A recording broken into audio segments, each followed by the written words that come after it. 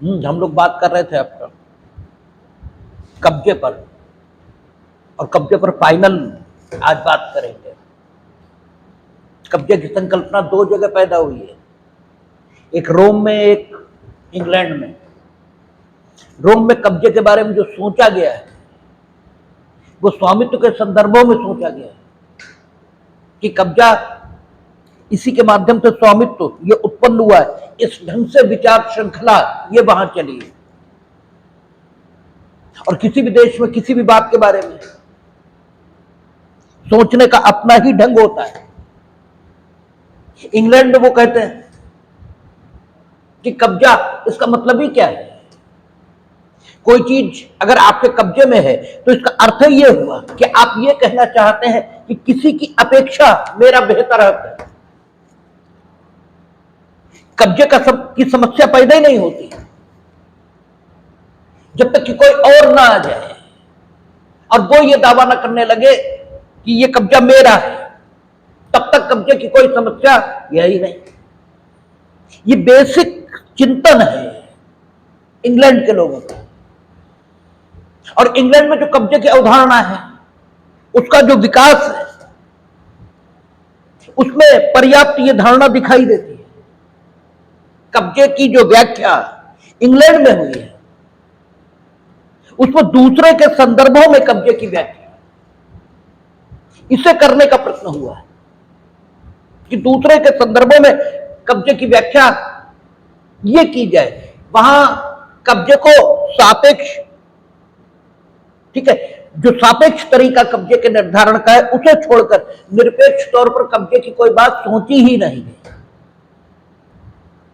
वहां हमेशा सापेक्ष बात चली है, जबकि रोम में निरपेक्ष बात चली है। वहां उन्होंने माना है कि कब्जा, इससे स्वामित्व अर्जित होता है। उन्होंने माना कि जब प्राकृतिक अवस्था थी तो प्राकृतिक अवस्था में सभी चीजें सभी के सामान्य कब्जे में थी, कोई चीज किसी के विशेष कब्जे में थी नहीं। वहां से धीरे धीरे धीरे धीरे दखल के माध्यम से कब्जा, ठीक है, दखल के माध्यम से स्वामित्व ये उत्पन्न हुआ था और कब्जा उसका प्रमुख माध्यम बना था। इस ढंग की धारणा वहां पैदा हुई।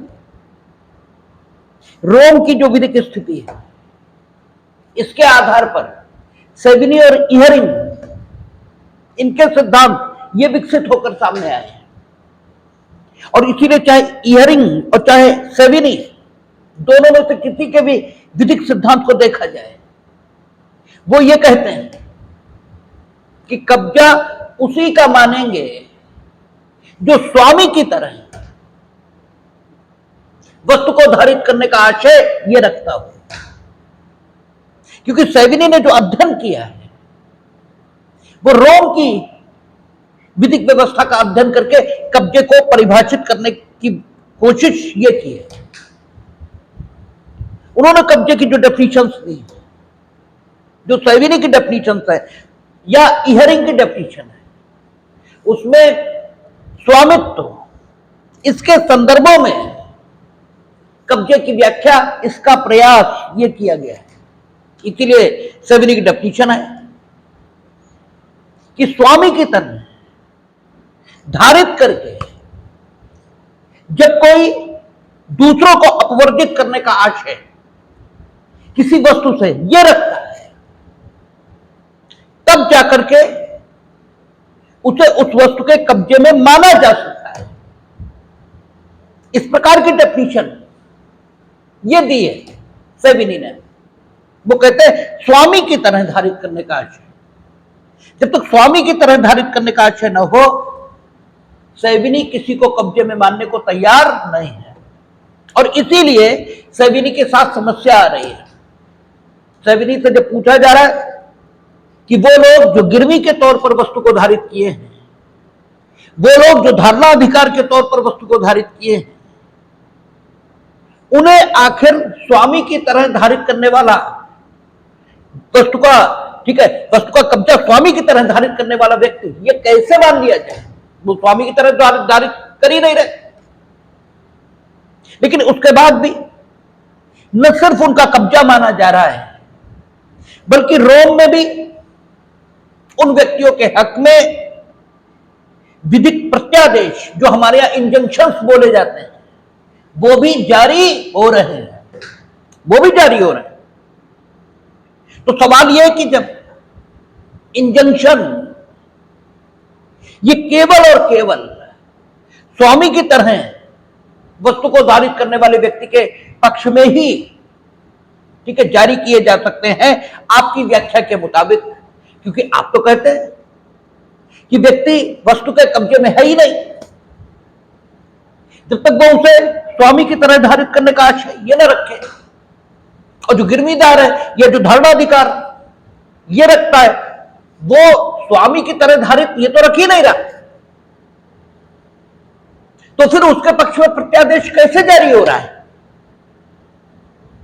तो आपने नमूने के तौर पर कब्जे की व्याख्या के लिए जिस विधिक स्थिति को स्वीकार किया, जिस विधिक व्यवस्था को स्वीकार किया, उस विधिक व्यवस्था में भी जो स्थिति मिल रही है, उस स्थिति की व्याख्या भी आपके सिद्धांत के मुताबिक हो नहीं पा रही। इसलिए सेविनी के बाद इयरिंग आए, लेकिन इयरिंग उनके चिंतन का बिंदु वो भी रोम की विधिक व्यवस्था का अध्ययन करने के कारण वहीं पर रहा, और उन्होंने ये माना कि जो व्यक्ति स्वामी की स्थिति में दिखाई देता है, जो व्यक्ति स्वामी की स्थिति में दिखाई दे रहा है, वो व्यक्ति उस वस्तु के कब्जे में है। इस तरह इयरिंग ने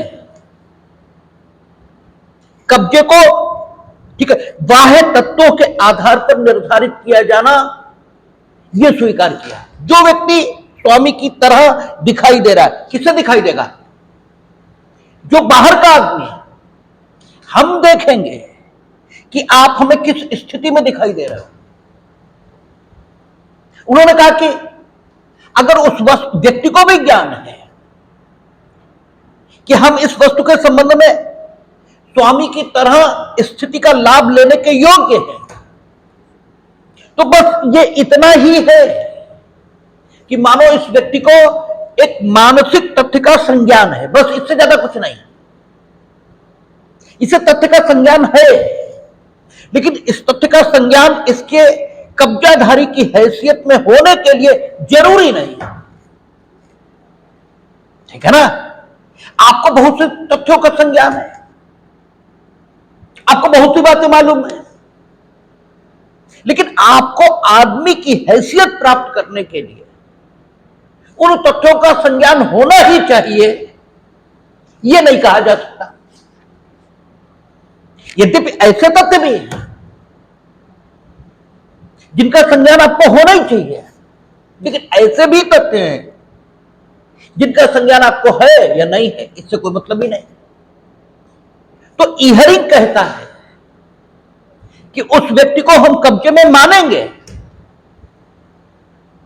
जो वस्तु के साथ स्वामी की हैसियत में है। स्वामी की हैसियत में कहने का अर्थ है, स्वामी की हैसियत में तो स्वामी ही हो गया, लेकिन इस सेंटेंस का मतलब यह है कि जो दूसरों को स्वामी की हैसियत में दिखाई देता है वस्तु के संबंध में, वो स्वामी है या स्वामी नहीं है। अगर वो दूसरों को दिखाई दे रहा है स्वामी की हैसियत में या स्वामी की तरह वस्तु से संव्यवहार करने के लिए वो सक्षम है, तो वो व्यक्ति उस वस्तु का कब्जा धारक है। और इस तरह सेविनी जिन मामलों की व्याख्या नहीं कर पाया, रोम की विधिक व्यवस्था का अध्ययन करते हुए उन मामलों का जो निस्तारण है वो इयरिंग की व्याख्या के मुताबिक संभव हो गया। गिरवी जो रखा हुआ व्यक्ति है, जिसने गिरवी रख रखा है, तो वो उस वस्तु के संबंध में दूसरों को स्वामी की तरह ही दिखाई देगा। जिस व्यक्ति के पास गिरवी रखी हुई है चीज, जिस व्यक्ति के पास धारणाधिकार है, आप टेलर के पास कपड़ा सिलने के लिए दे के आए, टेलर के पास धारणाधिकार है, तो दूसरों को टेलर उस कपड़े के प्रति स्वामी की तरह ही दिखाई देगा।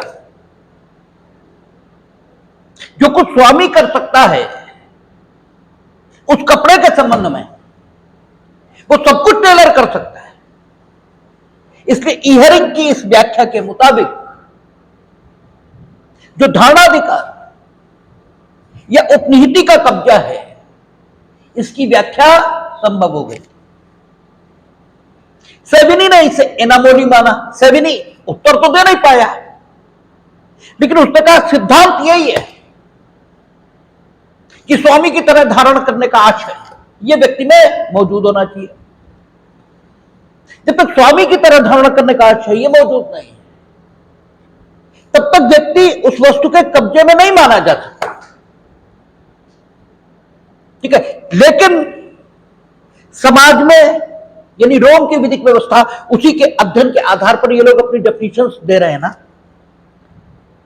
तो उनका रोम में जो व्यादेश की सूरत के प्रत्यादेश ये जारी किए जा रहे हैं, किसके पक्ष में? गिरवीदार के पक्ष में, या धारणाधिकार यानी लियन इसको रखने वाले के पक्ष में, ये सिर्फ और सिर्फ एक असंगति है, ये एक एनामोली है। ठीक है, और इस एनामोली के रहते हुए भी सिद्धांत यही है। लेकिन इहरिंग ने इसको प्यूरिफाई किया और इहरिंग ने कहा कि जो स्वामी की तरह दिखता है,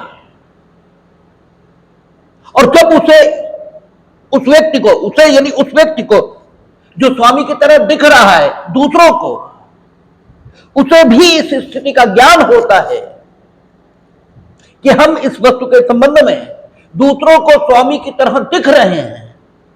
ठीक है, तो उसके द्वारा इस तथ्य का जो संज्ञान लिया जा रहा है, यही कब्जे का मानसिक तत्व है, जिसे एनिमस ऑफ द पोजीशन कहा जाता है।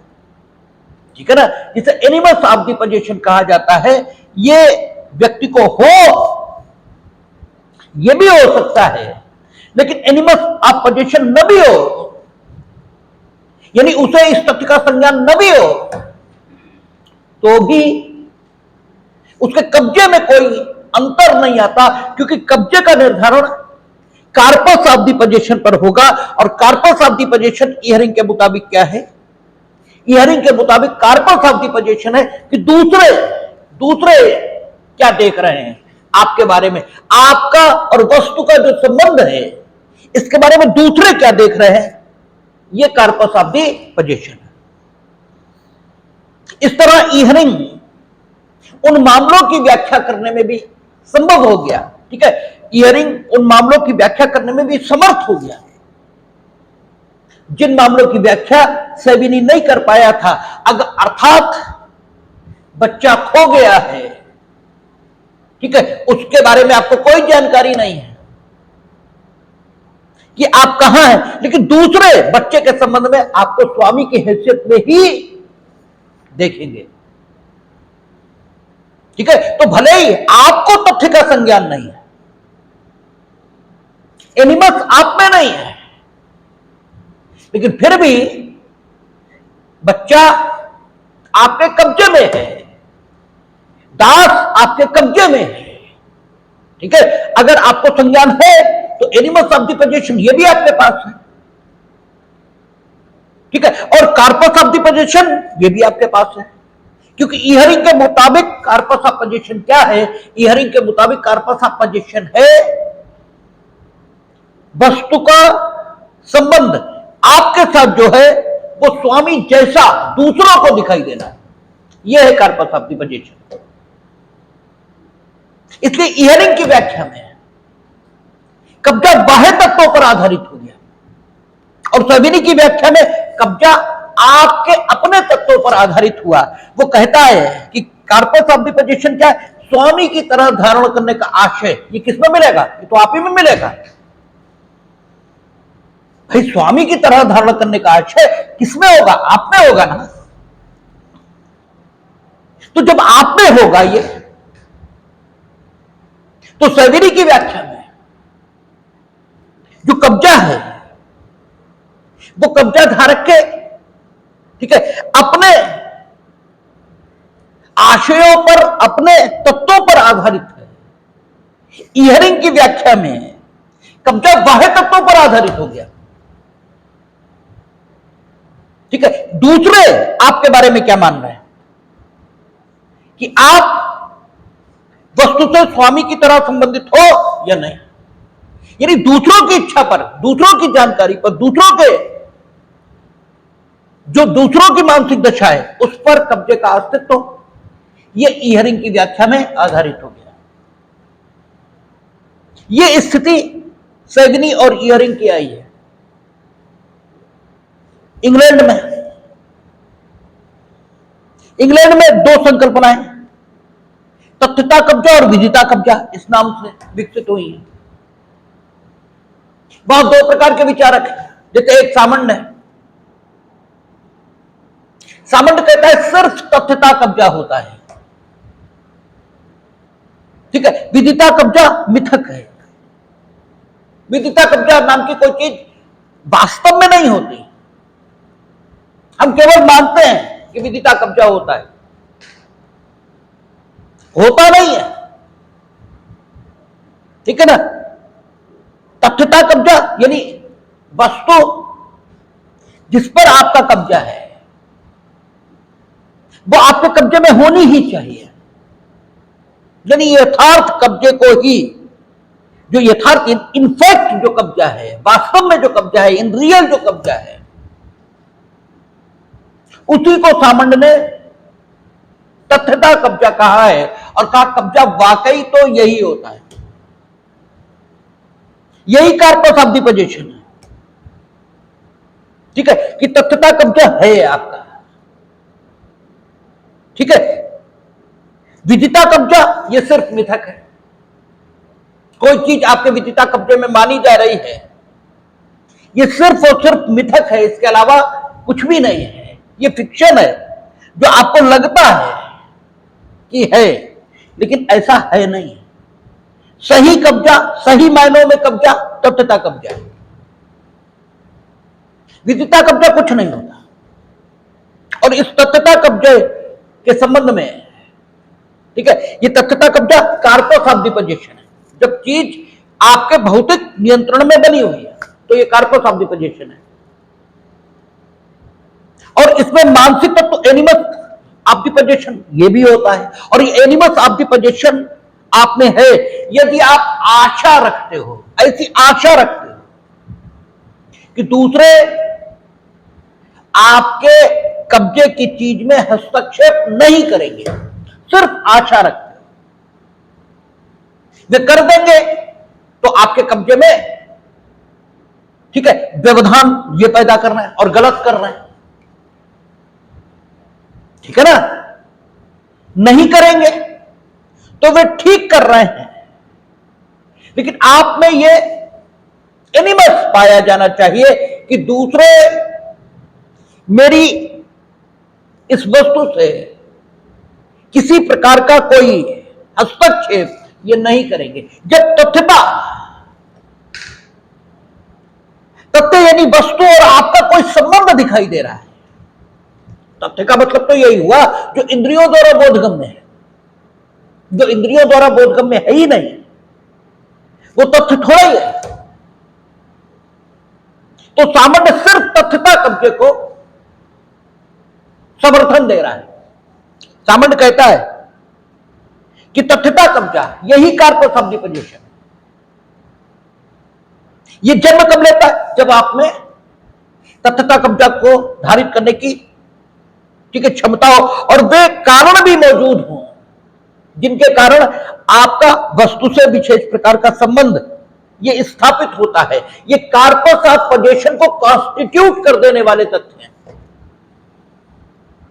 वे कौन से तथ्य हैं जिनके आधार पर वस्तु से आपका संबंध स्थापित हो जाएगा? ये तीन बातें हो सकती हैं। आपने वस्तु का अभिग्रहण किया, आपको वस्तु को किसी ने दे दिया, कानून के मुताबिक वस्तु आपके पास पहुंच गई, ठीक है ना। ये तीन प्रकार के तथ्य हो सकते हैं, लेकिन इनमें से एक की मौजूदगी होनी ही चाहिए, तब कॉर्पस ऑफ पोजीशन कॉन्स्टिट्यूट होगा। और सिर्फ इन तीन तथ्यों में से एक तथ्य की मौजूदगी ये कॉर्पस ऑफ पोजीशन को निर्मित कर दे, ऐसा भी नहीं है। आप में सामर्थ्य यह भी होनी चाहिए,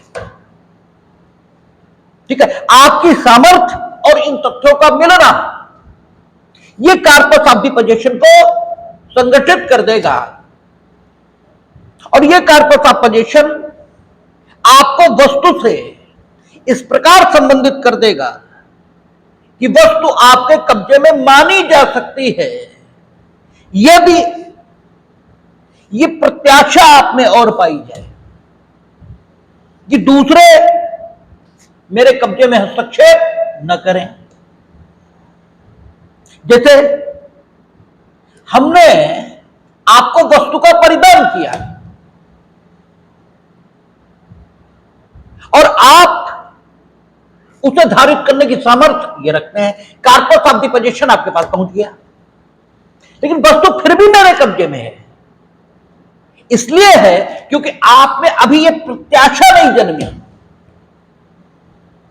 आप में अभी प्रत्याशा नहीं जन्मी है कि ये मेरे कब्जे में हस्तक्षेप न करें। यह प्रत्याशा की कमी है, इसलिए सामंड आपको कब्जे में नहीं मानेगा, सामंड हमें ही कब्जे में मानेगा, ठीक है। सामंड कब्जे को डिफाइन कर रहा है।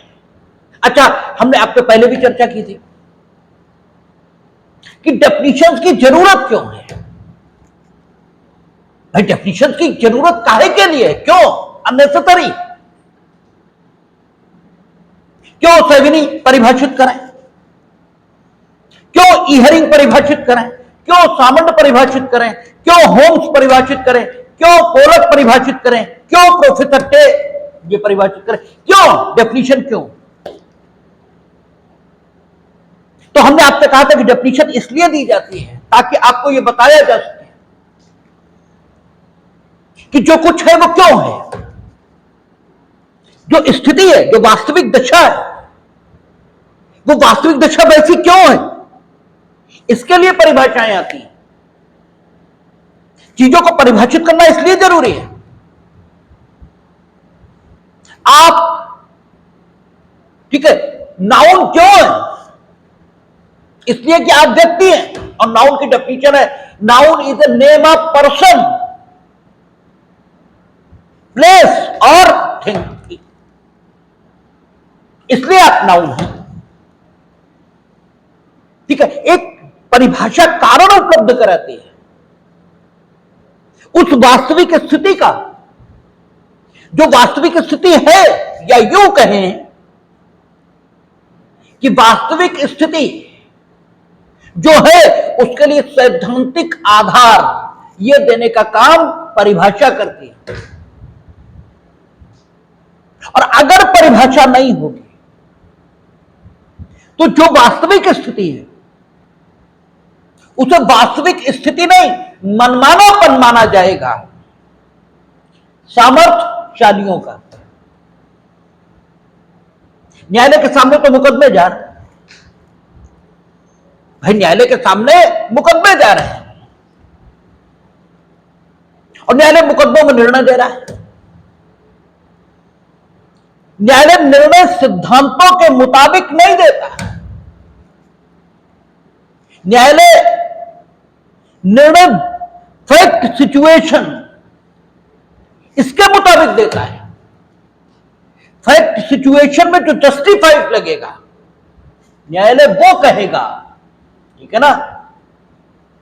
और न्यायालय ने फैक्ट सिचुएशन में जो कुछ जस्टिफाइड समझा वो जस्टिफाइड क्यों समझा इसकी व्याख्या देने का काम, ठीक है, ये जुरिस्टों का है, जो न्यायशास्त्री हैं वे ये बताएंगे कि न्यायालय ने अमुक मुकदमे में जो किया वो ऐसा क्यों किया? एक बड़ा प्रसिद्ध मुकदमा इंग्लैंड में क्या हुआ, एक दुकान के फर्श पर नोटों से भरा बैग ग्राहक को मिला। अब दुकानदार को मालूम भी नहीं है कि बैग दुकान के फर्श पर पड़ा है और दुकान के उस हिस्से में आना और जाना प्रतिबंधित नहीं है, कोई भी आ जा सकता है। ग्राहक आया, उसे नोटों से भरा बैग मिल गया। अब उसने उठाया, क्योंकि वो ईमानदार आदमी था, उसने वो नोटों से भरा बैग दुकानदार को दे दिया और ये कहा कि आप स्वामी को ढूंढने का प्रयत्न करें और स्वामी को वापस कर दें। दुकानदार ने 2 साल प्रयत्न किया, विज्ञापन छपवाए, सब कुछ किया, स्वामी का पता नहीं लगा। दुकानदार ने अपने आप खर्च कर लिए पैसे। अब ग्राहक का दावा है, जिसे नोटों से भरा बैग मिला, उसका कहना मेरे कब्जे में है, उसका कहना है मेरे कब्जे में है, क्योंकि हमें मिला था और स्वामी मिला नहीं। ठीक है, स्वामी ही सिर्फ हमसे ले सकता था और कोई नहीं, मिला तो हमें था, आप नहीं ले सकते। आपने मेरे कब्जे से परमानेंटली ले लेने के आशय से इस बैग को लिया, इसलिए आपने चोरी की है। ठीक है, आपने चोरी की है, उसका कहना यह है हम आपके सारे पैसे जो विज्ञापन अभिरक्षा रखने में खर्च हुए सब देने को तैयार है, बैग वापस करो। दुकानदार का कहना मेरी दुकान है, दुकान तो मेरी है, मेरी दुकान में तो वो मिला। ठीक है, हम भी तो वहां आ सकते थे, दुकान में ऐसी जो चीज रखी है ऐसी तो बहुत सारी चीजें होंगी जो दुकान में रखी मेरी जानकारी में नहीं है।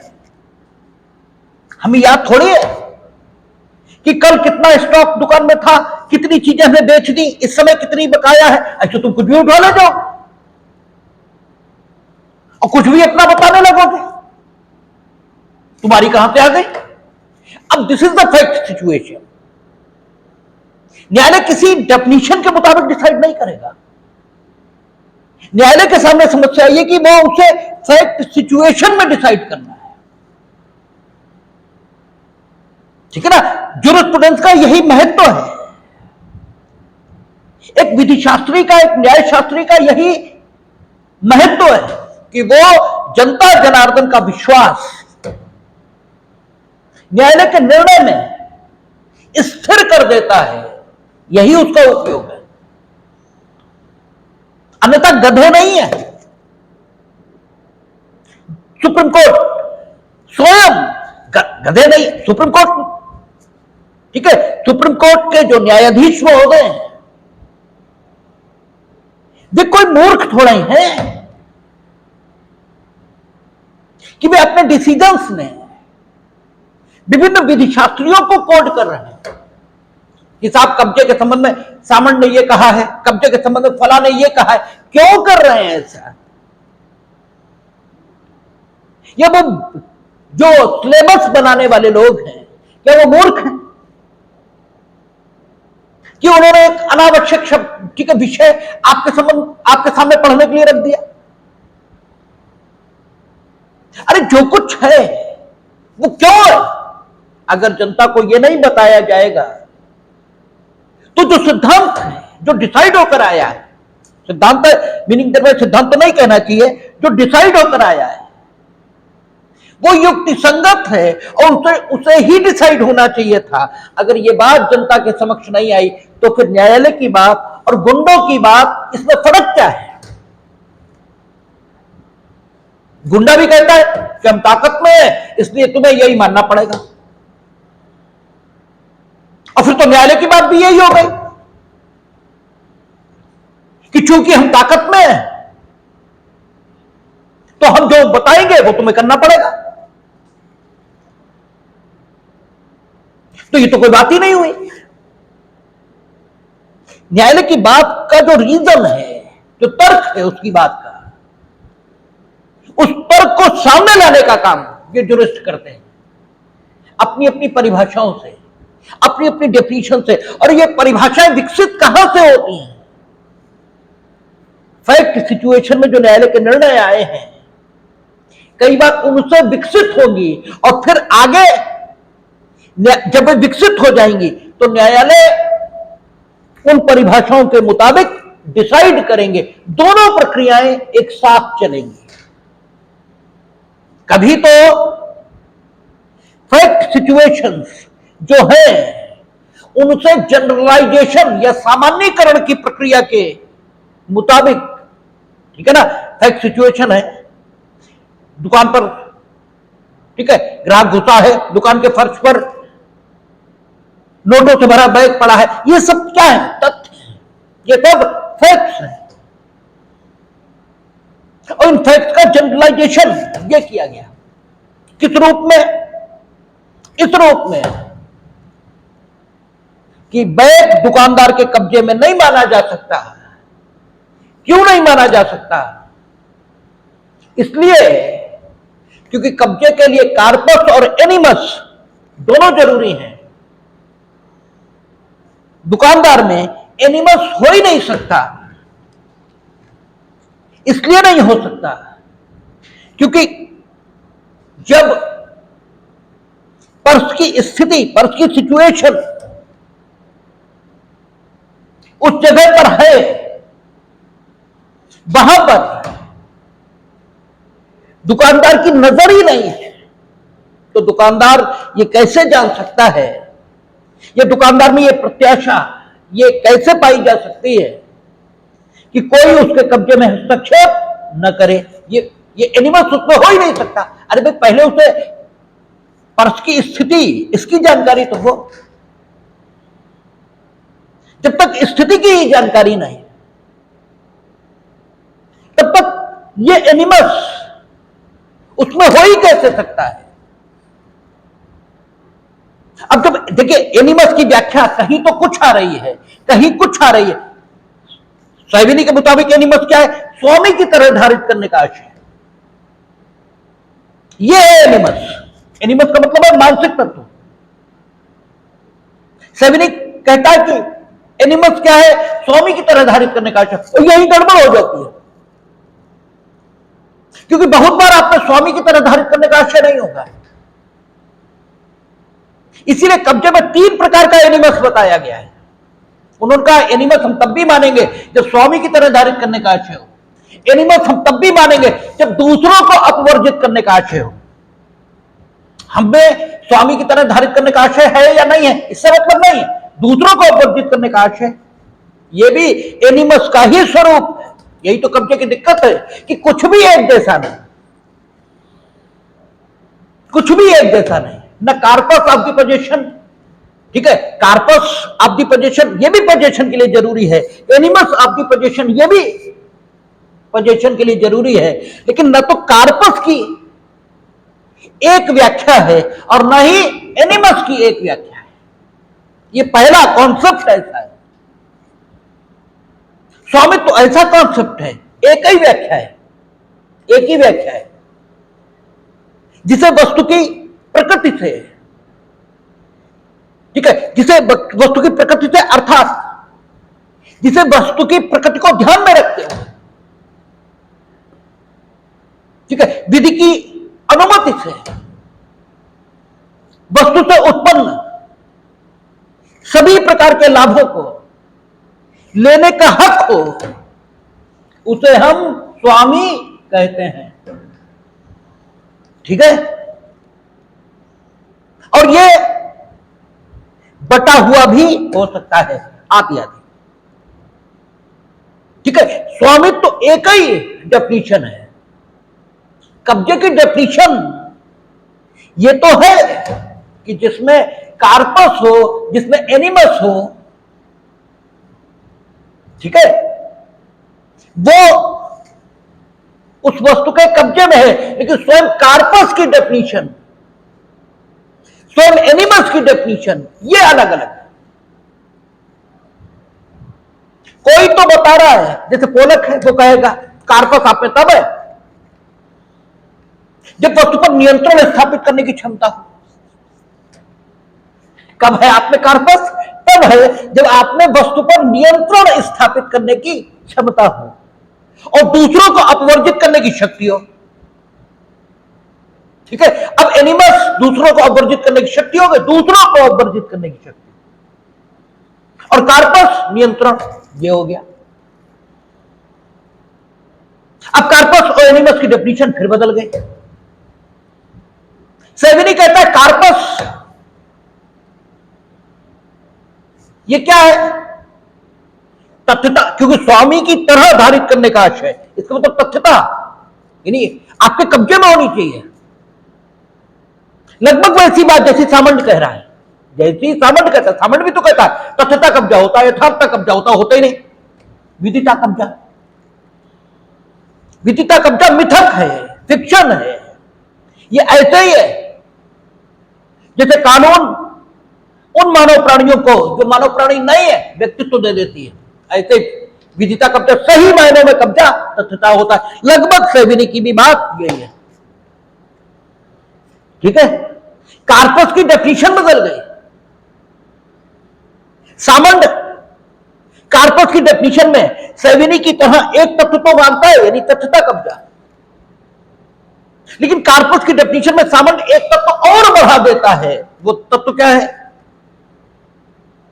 कि कब्जा का जो कार्पस है वो तथ्यता, यानी वस्तु आपके कब्जे में होनी चाहिए, आपकी शारीरिक शक्ति के अधीन होनी चाहिए, साथ ही साथ कुछ तथ्य होने चाहिए,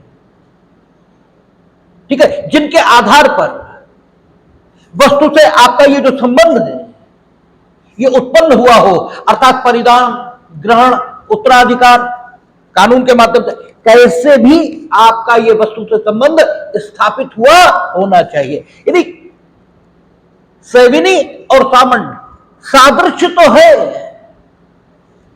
लेकिन कार्पस फिर बदल गया। एनिमस, सेविनी का क्या है? स्वामी की तरह धारित करने का आशय, ठीक है, और सामंत का एनिमस क्या है? सामंत का एनिमस है दूसरों को अपवर्जित करने की प्रत्याशा,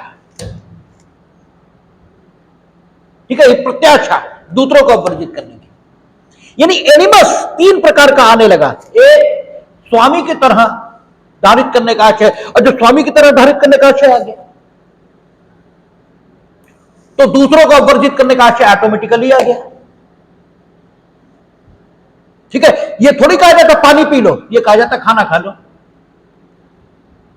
खाना खाने में पानी पी लो शामिल है। सेविनी का जो एनिमस है स्वामी की तरह धारित करने का आशय, सामंत का दूसरों को वर्जित करने का आशय।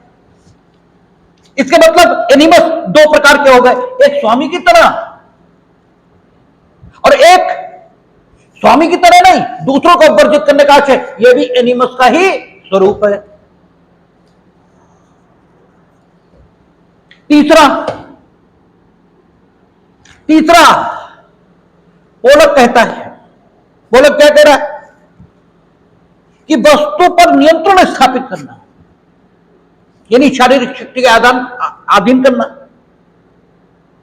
ठीक है ना, वस्तु पर नियंत्रण स्थापित करना, ये कार्पस है, ये कार्पस है पोजीशन का। और एनिमस क्या है?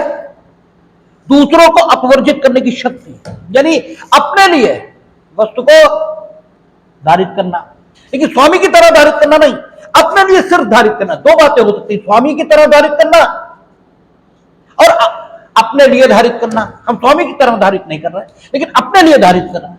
जैसे गिरवी, ठीक है, गिरवीदार, धारणाधिकार, ये धारणा करने वाला अपनी तरह धारित कर रहा है, लेकिन स्वामी की तरह धारित नहीं करना। अब एनिमल्स के तीन स्वरूप बन गए। यही कब्जे की दिक्कत है। न तो कार्पस एक जैसा है, न एनिमस एक जैसा है। इयरिंग कहता कार्पस क्या है, स्वामी की तरह आपको दिखना चाहिए, और एनिमस क्या है, आपको यह दशा पता है कि हम स्वामी की तरह समझे जा रहे हैं, ये एनिमस है। यानी कार्पस एनिमस मान तो सबको ही रहा कि कार्पस और एनिमस होना चाहिए, लेकिन सबका कार्पस अलग, सबका एनिमस अलग। और ये है क्यों, सब अपने अपने ढंगों से न्यायालय के उन निर्णयों की व्याख्या करना चाह रहे हैं जो फैक्ट सिचुएशन में दिए गए। क्योंकि न्यायालय जब निर्णय देता है तो फैक्ट सिचुएशन में जो न्यायोचित लग रहा है वो देता है, और उसको न्यायोचित ठहराना ये जुरिस्टों का काम है। और जो जुरिस्ट है वो क्या करते हैं, तथ्यों को सामान्यीकरण की प्रक्रिया के माध्यम, सामान्यीकरण किसे कहते हैं, जब डेफिनेशन दे दी गई, डेफिनेशन सामान्यीकरण है तथ्यों का, तथ्यों का सामान्यीकरण, जनरलाइजेशन है तथ्यों का, यानी एक स्थापना आ गई। अब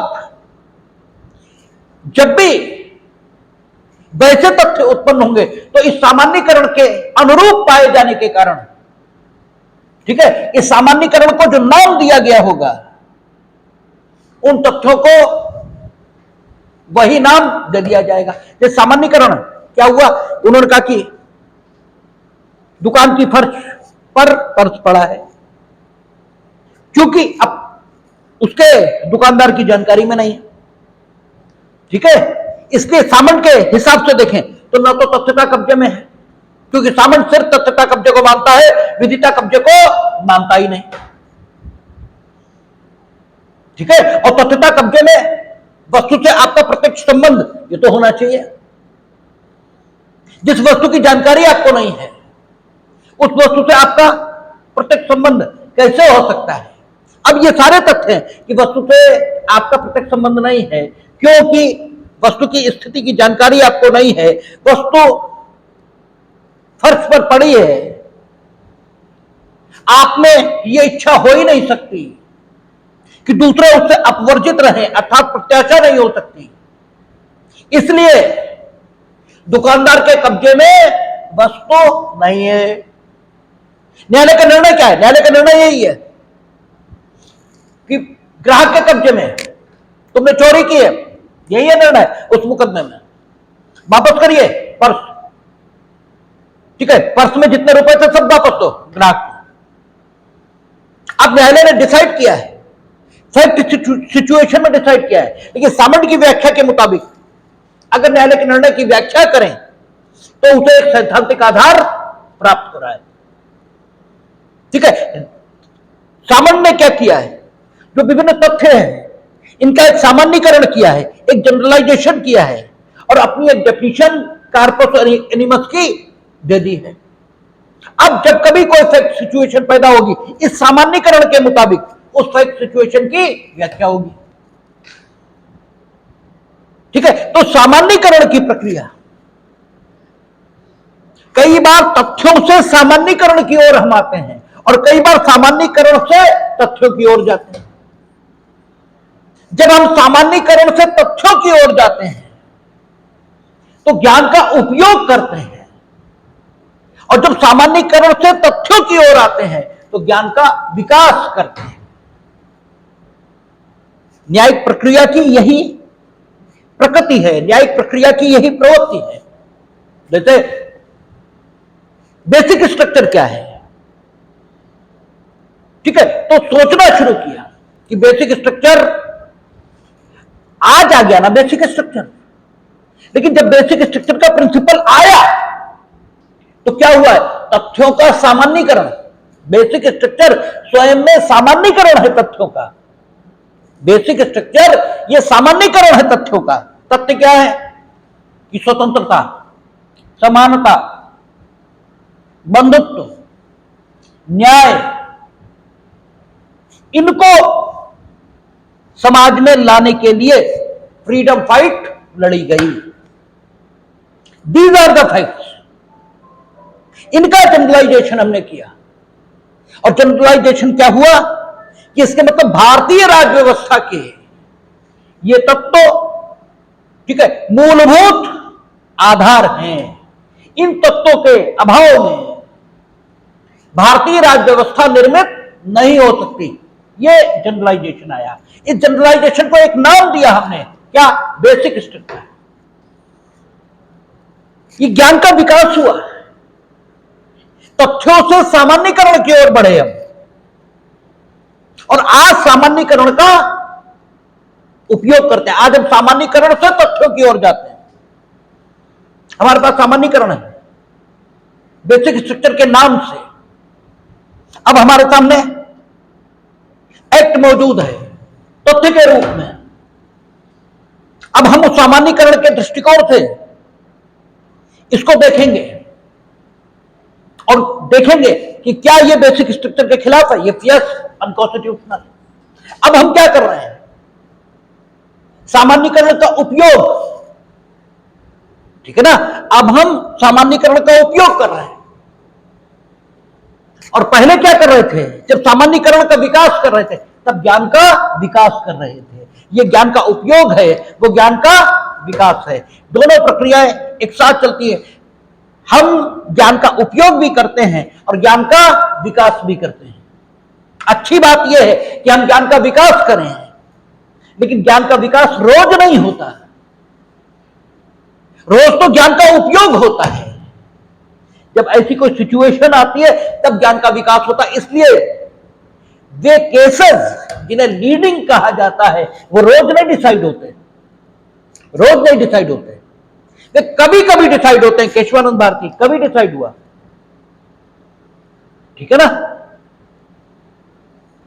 उसके बाद ज्ञान का उपयोग होता है, और जिसमें ज्ञान का उपयोग होता है वो भी केसला है, और जिसमें ज्ञान का विकास हुआ वो भी केसला है। इसलिए मिनर्वा मिल भी केसला है, ठीक है ना, और केशवानंद भारती भी केसला है। केसला वही है जिसमें दो बातों में से एक बात हुई हो, या तो सिद्धांत का विकास हुआ हो, और या कोई इशू इसे निर्धारित किया गया हो कि यह सिद्धांत के अनुकूल है, यह सिद्धांत के प्रतिकूल है। दो ही केसला होते हैं, बाकी कुछ केसला नहीं होता, क्योंकि दो ही बातें केसला। तो हम आपको बता रहे थे कि डेफिनेशंस बनाई क्यों? डेफिनेशंस इसीलिए बनाई ताकि न्यायालय के निर्णयों की युक्ति संगतता ये प्रस्तुत की जा सके जनता के समक्ष, और जनता को बताया जा सके कि वाकई whatever they have decided, that was not on the basis of authority, that was based on the justice. जो होना चाहिए था वही किया गया, ठीक है। ये जनता के मन में बिठाने के लिए ये सारा कुछ डिसाइड होता है। एनिमस तीन तरीके का हो गया। एक स्वामी की तरह धारित करने का आशय, दूसरा दूसरों को अपवर्जित करने का आशय, और तीसरा स्वयं अपने लिए धारित करने का आशय। संदर्भों के मुताबिक हम देखेंगे कि ये एनिमस उस व्यक्ति में है जो कब्जे में होने का दावा करता है या नहीं है, ठीक है ना। कार्पस और एनिमस दोनों जरूरी हैं पोजीशन के लिए, लेकिन कार्पस किसी के मुताबिक कुछ है और किसी के मुताबिक कुछ है। एनिमस किसी के मुताबिक कुछ है, किसी के मुताबिक कुछ है, ठीक है। आपका सामंड क्या बता रहा है? कब्जा कैसा होता है? तथ्यता, सिर्फ तथ्यता।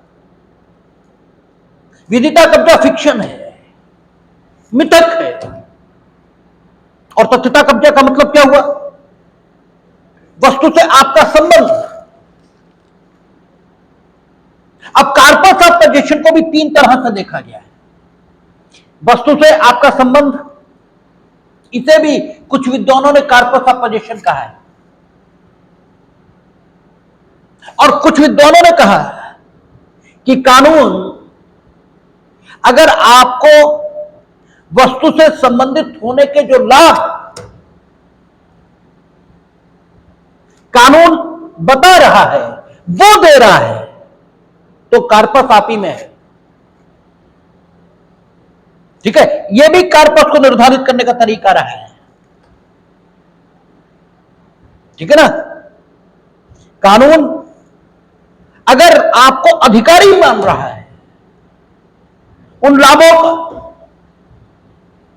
जिन लाभों को कानून उस वस्तु के स्वामी को देना चाहता है, उस वस्तु के कब्जाधारक को देना चाहता है, उसे प्राप्त करने का अधिकारी अगर आपको मान रहा है तो आपके पास वस्तु का कार्पस है। यहां कानून के मुताबिक कार्पस निर्धारित होगा। और कुछ विद्वान कहेंगे ना, वस्तु से संबंध के आधार पर कार्पस यह निर्धारित होना चाहिए।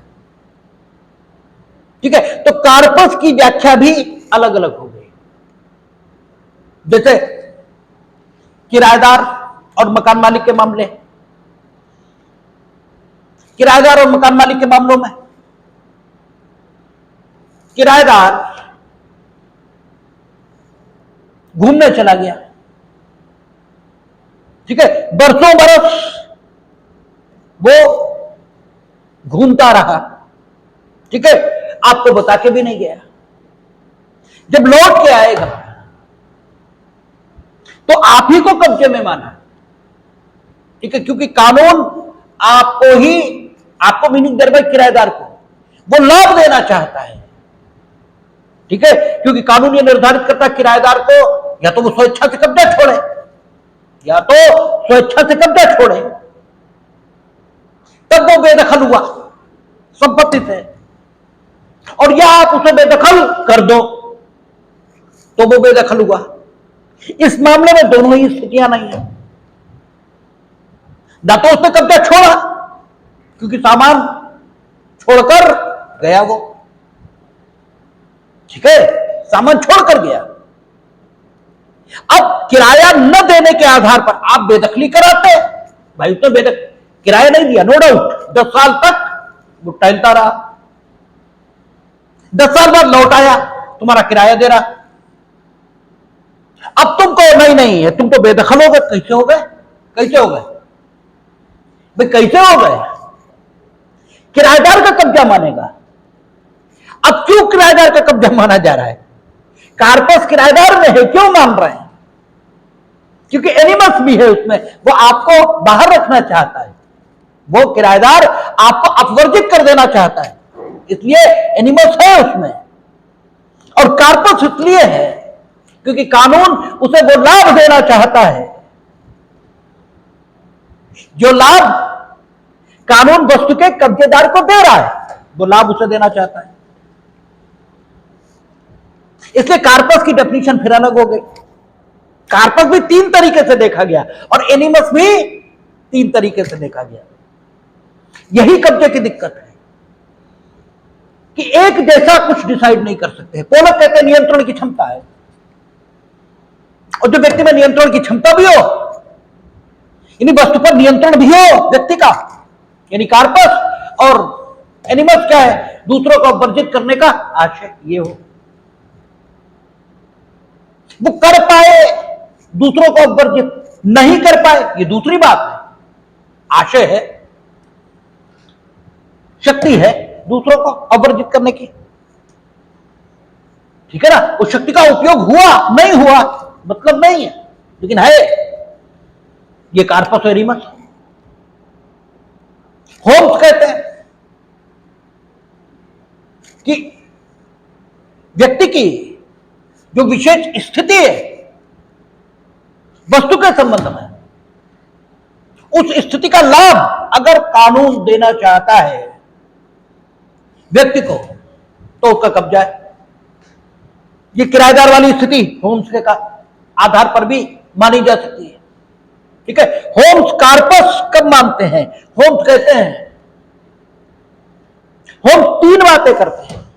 होम्स कहते हैं कब्जे का प्रारंभ होना अलग बात है, कब्जे का बना रहना अलग बात है, और कब्जे का समाप्त हो जाना, ये तीसरी बात है।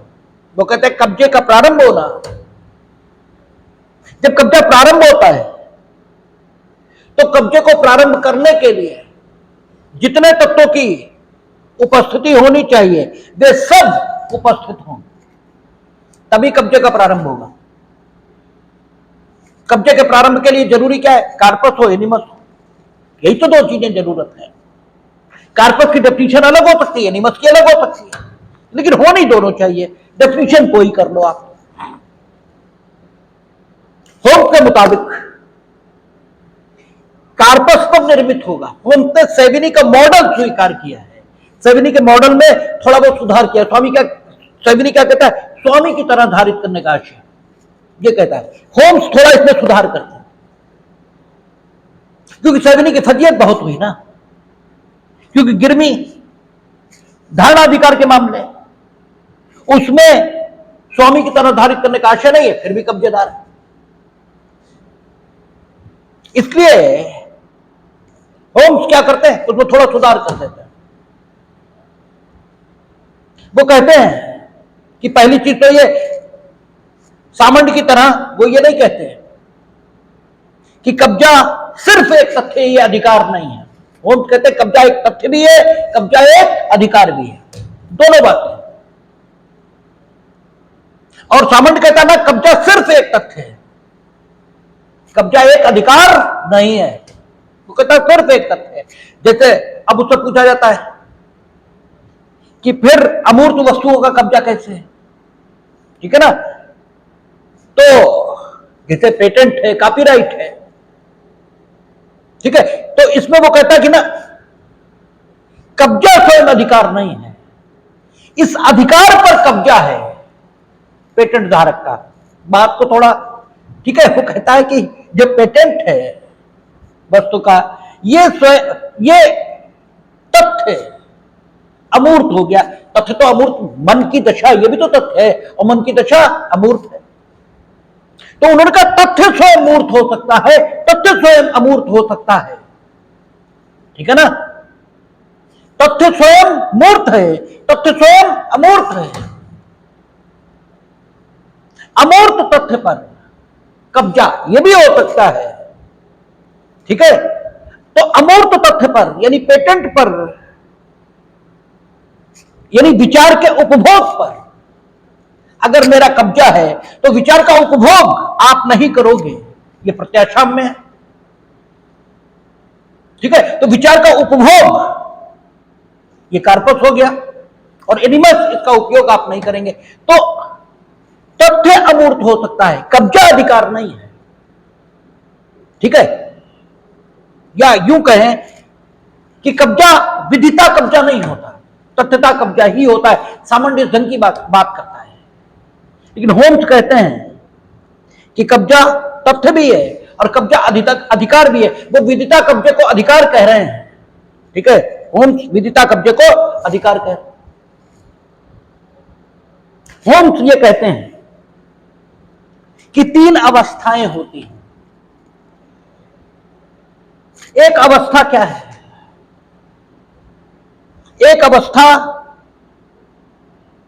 कब्जे के प्रारंभ की है, एक अवस्था कब्जे के कायम रहने की है, और एक अवस्था कब्जे की समाप्ति की है। वो कहते हैं जैसे संविदा जिस समय प्रारंभ होती है उस समय प्रस्थापना भी होती है, प्रतिग्रहण भी होता है, और फिर प्रतिग्रहित प्रस्थापना जैसे ही हुई वैसे वो वचन बन गई। अब प्रस्थापना नहीं है, अब प्रतिग्रहण नहीं है, अब वचन है, ठीक है? और वचन इसके अगेंस्ट प्रतिफल आया, तो वचन और प्रतिफल है, ठीक है? संविदा जब अस्तित्व में आई तो एक में वचन है, एक में प्रतिफल है, लेकिन वचन और प्रतिफल आया कैसे था? प्रस्थापना और प्रतिग्रहण से आया, और प्रस्थापना और प्रतिग्रहण से था। लेकिन न तो अब प्रस्थापना है न अब प्रतिग्रहण है, दोनों ही नहीं है, ठीक है? अब जो है वो वचन है और प्रतिफल है। वो कहते ठीक यही स्थिति कब्जे में है, क्योंकि उन्होंने सेविनी के मॉडल को स्वीकार किया है और सेविनी के मॉडल में सुधार किया है। सेविनी उत्तर नहीं दे पाया है इस बात का कि गिरवीदार ये धारणाधिकार जिसके पास है उसके पास कब्जा कैसे है, ठीक है ना। क्योंकि आप तो कहते हो स्वामी की तरह धारित करने का आशय, स्वामी की तरह धारित करने का आशय तो है नहीं इन लोगों के पास। तो होम्स कहते हैं कि स्वामी की तरह धारित करने का आशय जरूर नहीं है इन लोगों के पास, लेकिन जब कब्जा शुरू हुआ था, जब कब्जा शुरू हुआ था तो स्वामी की तरह ही धारित करने का आशय था, क्योंकि स्वामी को भी वस्तु या तो परिधान से मिली थी, या उसे अभिग्रहण किया था, या उसे कानून के मुताबिक मिली थी। इन्हें भी वैसे ही मिली है, इन्हें भी वैसे ही मिली है। इसलिए कब्जा जब शुरू हुआ तो वे तथ्य मौजूद थे जो इन्हें स्वामी की तरह धारित करने का आशय, ठीक है, रखने वाला बनाते थे। आज जब कब्जा कंटिन्यू है तो उन सारे तथ्यों के मौजूद होने की कोई जरूरत है ही नहीं। ठीक वैसे ही जैसे संविदा के ठीक है, संविदा के कंटिन्यू रहने के लिए प्रस्थापना और प्रतिग्रहण की कोई जरूरत है ही नहीं। केवल प्रतिफल और वचन ये बना रहे, संविदा बनी रहेगी। ऐसे ही कब्जा कंटिन्यू माना जाएगा यदि इसके उत्पन्न होने के समय, ठीक है, वे समस्त तथ्य उपलब्ध रहे जो कब्जे के काय के निर्माण के लिए जरूरी थे, अर्थात परिधान, परिग्रहण, ठीक है, कानून के मुताबिक कब्जा, ये इनमें से एक तथ्य मौजूद रहा है, कार्पस निर्मित हो गया, फिर सब कुछ बना रहे, ये जरूरी नहीं है। कब्जे का कंटिन्यूएशन तब भी माना जा सकता है जब इन तथ्यों में से कोई एक है या नहीं है, ठीक है। गिरमीदार या धारणाधिकार रखने वाला स्वामी की तरह धारित करने का आशय न भी रखे, लेकिन शुरुआत में रखा था। कब्जे का अर्जन अलग बात है और कब्जे का जारी रहना ये दूसरी बात है। संविदा का जारी रहना अलग बात है, संविदा का पैदा होना अलग बात है। संविदा के जारी रहने के लिए उसके पैदा होने वाले समस्त तथ्यों को जारी रहना जरूरी नहीं है, ठीक है। इसलिए वो कहते हैं कि वस्तु से अगर आपका एक प्रकार का संबंध ये स्थापित हो गया इन तीन तथ्यों में से किसी की मौजूदगी के कारण, और आज भी वस्तु से आपका कुछ संबंध बकाया है, पूर्ण संबंध बकाया नहीं है, ठीक है। जरूरी नहीं पूर्ण संबंध हो, लेकिन कुछ संबंध बकाया है। आपका कुछ शारीरिक नियंत्रण उस पर है, संपूर्ण नियंत्रण नहीं है तो भी वस्तु आपके कब्जे में मानी जाएगी। इस तरह भाग जाने वाले बच्चे पर भी या भाग जाने वाले दास पर भी कुछ नियंत्रण तो आपका है ही,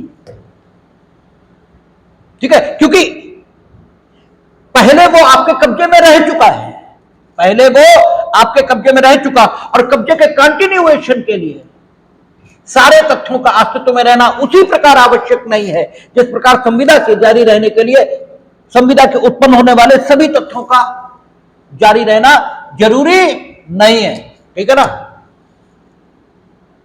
सारे तथ्यों की जरूरत है ही नहीं। सेविनी इस बात का भी उत्तर नहीं दे पाया था ना कि बच्चा अगर खो गया, दास अगर भाग गया तो स्वामी को वापस प्राप्त करने का अधिकार क्यों?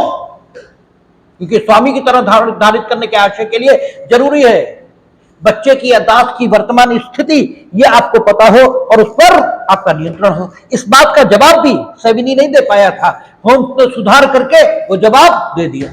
उन्होंने कहा कि कब्जे के पैदा होने के लिए जो तथ्य जरूरी थे, ठीक है ना, कब्जे के पैदा होने के लिए जो तथ्य जरूरी थे वो बच्चे और दास के मामले में पैदा हुए थे, ठीक है, और कब्जे के कंटिन्यू रहने के लिए वो जरूरी थे ही नहीं, कि सारे तथ्य एक साथ मौजूद रहे हों। बच्चा और दास भाग गया, लेकिन शुरुआत तो हमसे हुई। इसलिए होम्स उन चीजों को आपके कब्जे में नहीं मांगते हैं जो चीजें कभी भी आपसे संबंधित हुई ही नहीं। जैसे वो ये कहते हैं कि मान लीजिए मछली का जाल आपने डाला और एक मछली बस आने ही वाली थी जाल में, और किसी ने कुछ कर दिया, सिर्फ इस कारण वो जाल में नहीं आई कि किसी ने कुछ कर दिया। अगर वो न करता, निश्चित वो उसी जाल में आती। तो भी ये मछली, ठीक है, इसके कब्जे में नहीं मानी जाएगी जिसके जाल में ये नहीं आई है उससे पहले ही, क्योंकि परिग्रहण है नहीं, परिणाम है नहीं, ठीक है ना, विधि के माध्यम से आपको मिली नहीं, ठीक है ना। एक चीज तो होनी चाहिए, कोई तो होना चाहिए कब्जे की शुरुआत में, तो सारे तथ्यों में से कुछ तो होना चाहिए जो वस्तु से आपका संबंध स्थापित कर दे। कुछ भी तो नहीं हुआ।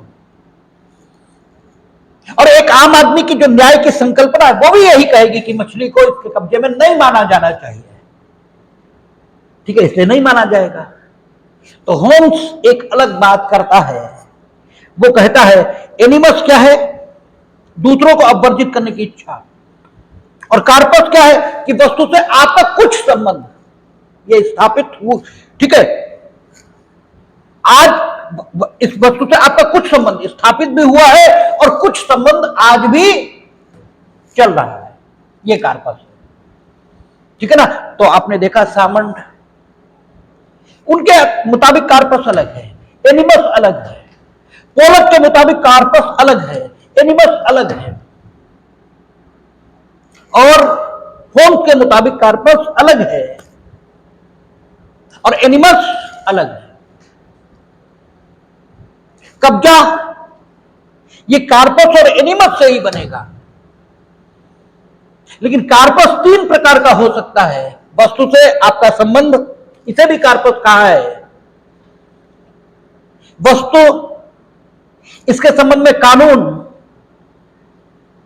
जो लाभ प्रदान कर रहा है उसका अधिकारी अगर आपको मान लिया गया, यह भी कार्पस का ही स्वरूप है। और वे लाभ जो कानून देता है वो आपको दे दिए गए, यह भी कार्पस का स्वरूप है, ठीक है ना। वो लाभ जो कानून दे रहा है वो आपको मिल गए, कार्पस का ही स्वरूप है। सो एनिमस के 3 स्वरूप हो सकते हैं। एनिमस एक रूप में पाया जा सकता है जब आप वस्तु को स्वामी की तरह धारित करने का आशय रखें, जो सेवी नहीं करता है। कार्पस वो एनिमस इसमें भी पाया जा सकता है जब आप दूसरों को अपवर्जित करने की इच्छा रखें। इहरिंग का ये पैमाना है, होम्स का ये पैमाना है, ठीक है। सामंड भी यही मानता है कि दूसरों को अपवर्जित करने की प्रत्याशा, पोलक भी यही मानता है। और एनिमस आप में तब भी माना जाएगा जब आप अपने लिए धारित करने की इच्छा ये रखते हो, ठीक है। एनिमस भी 3 तरह का है। इन 3 में से, 3 तरीके के एनिमस में से कोई एक, और 3 तरीके के कार्पस में से कोई एक ये आप में होना ही चाहिए, तब आप वस्तु के कब्जे में माने जाओगे। और विभिन्न संदर्भों में, कभी तो नीति के आधार पर, जैसे एनडीपीएस का मामला है, उसमें पॉलिसी के नाते न्यायालय एनिमस के 3 तत्वों में से किसी एक को भी नहीं पाता। वो कहता है कि भाई एनिमस 3 तरीके का हो सकता है। अगर साइकोथेरेपिक सब्सटेंस किसी के जेब में है, रख दिया गया है, स्वामी की तरह धारित करने का आशय ये भी उसमें नहीं है, क्योंकि उसे पता ही नहीं है, ठीक है ना। स्वामी की तरह धारित करने का आशय वो भी नहीं है, दूसरों को अपवर्जित करने की इच्छा ये भी नहीं है। अरे भाई उसके पता ही नहीं है, उसे दूसरों को अपवर्जित करने की इच्छा कहां से आएगी, और अपने लिए धारित करने की इच्छा ये भी नहीं, तो फिर कब्जे में कैसे है उसके। नीति के नाते ये तीनों तत्वों को अनुपस्थित मानकर न्यायालय इस व्यक्ति को छोड़ेगा, यद्यपि उसी के पास से चीज बरामद हुई, लेकिन कब्जे में नहीं मानेगा। ठीक है, ध्यान है। हमने कहा कि ये कैरियर के तौर पर पहुंचा दो। अब आपको मालूम है, अब दूसरों को वर्जित करने की इच्छा है, अब एनिमल्स माना जाएगा और आपको सजा मिलेगी। कम मिलेगी हमारी तुलना में, लेकिन मिलेगी। कब्जा मेरा भी है, कब्जा तुम्हारा भी है। हम में भी एनिमल्स है और आप में भी है। ठीक है, किराएदार का कब्जा, ठीक है, किराएदार का कब्जा इसलिए माना जाएगा कि कानून उसे वो लाभ देना चाहता है जो वस्तु के कब्जेदार को वो देता है। उसने किराया नहीं दिया 10 साल तक, भागा रहा, तुमने बेदखल काहे नहीं किया? मैं बेदखल करते, बेदखली का ग्राउंड था, आपने क्यों नहीं किया?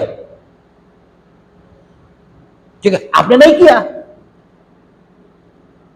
अब वो हकदार माना जाए। हां, उसने चाबी दे दी होती लैंडलॉर्ड को, ठीक है, उसने चाबी दी और 1 मिनट बाद हमने दूसरे किराएदार को दे दिया। अभी सब कुछ उसी के पास है, ठीक है, लेकिन अब कानून हमें हकदार मानेगा और हमारे द्वारा जो नया किराएदार आ गया उसे हकदार मानेगा उन लाभों का। ठीक है, जो लाभ कानून दे रहा है। यद्यपि पुराने किराएदार के पास कार्पस भी है और एनिमल्स भी है कि वो हमें या किसी को भी उस मकान से अभी अपवर्जित रखना चाहता है, क्योंकि सामान उसी का उस घर में रखा हुआ है। लेकिन कानून अगर इस व्यक्ति को, जिसको नए को हमने चाबी दे दी, नए किराएदार को, ये उस घर में घुसे तो अतिचारी नहीं मानेगा, सामान उठाए तब चोर मानेगा, घुसने पर अतिचारी नहीं मानेगा। ठीक है ना? तो कानून जब लाभ देने लगे तो भी कार्पस की स्थिति आ सकती है। ठीक है ना? तो कार्पस एनिमस ये जरूरी है। विभिन्न विद्वानों ने कार्पस और एनिमस को विभिन्न तरीके से डिफाइन किया है। कार्पस भी 3 तरह का है, एनिमस भी 3 तरह का है, लेकिन उन तीनों में से किसी एक तरीके का कार्पस और एनिमस आप में होना ही चाहिए, तभी आप वस्तु के कब्जे में माने जाओगे।